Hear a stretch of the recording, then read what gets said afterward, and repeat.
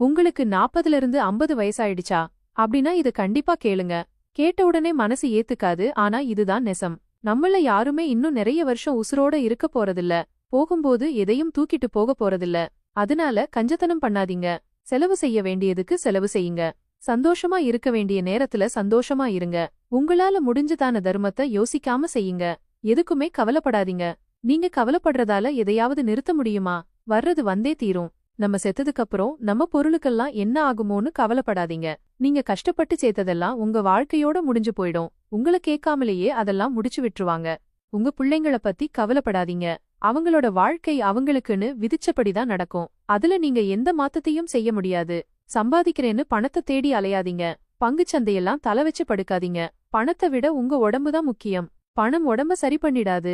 1000 acre நிலம் இருந்தாலும் ஒரு நாளைக்கு 1/2 கிலோ அரிசிக்கு மேல உங்களால திங்க முடியாது. அரண்மனையே இருந்தாலும் கண்ண மூடி நிம்மதியா தூங்க 8 கட்டு இடம் போதும்.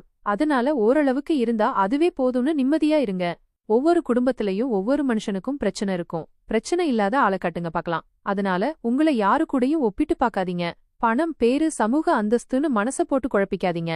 நீங்க சந்தோஷமாவும் உடம்பு தெம்பாவும் ரொம்ப நாளா இருந்து மத்தவங்களுக்கு ஒரு உதாரணமா வாழுங்க. யாரும் மாற மாட்டாங்க.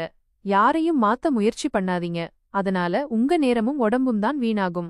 நீங்க உங்களுக்காண்டி ஒரு நல்ல சூழ்நிலைய உருவாக்கி அதுல எப்பவும் சந்தோஷமா இருங்க. உடம்பு நல்லா இருக்கும், மனசு சந்தோஷமா இருந்தாதான் ஆரோக்கியத்துக்கு நல்லது. உற்சாகமா இருக்கும்போது நோயெல்லாம் ஓடி போயிரும். எப்பவும் உற்சாகமா இருக்கிறவங்கள நோய் நொடி அண்டாது.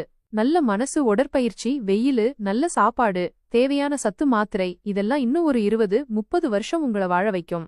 இதுக்கு மேல என்ன வேணும் சொல்லுங்க? எல்லாத்துக்கும் மேல உங்கள சுத்தி நடக்கிறது எல்லாம் நல்லபடியா நடக்கிற மாதிரி பாத்துக்கோங்க. வர்ற நாளெல்லாம் நல்லா இருக்க வாழ்த்துக்கள்.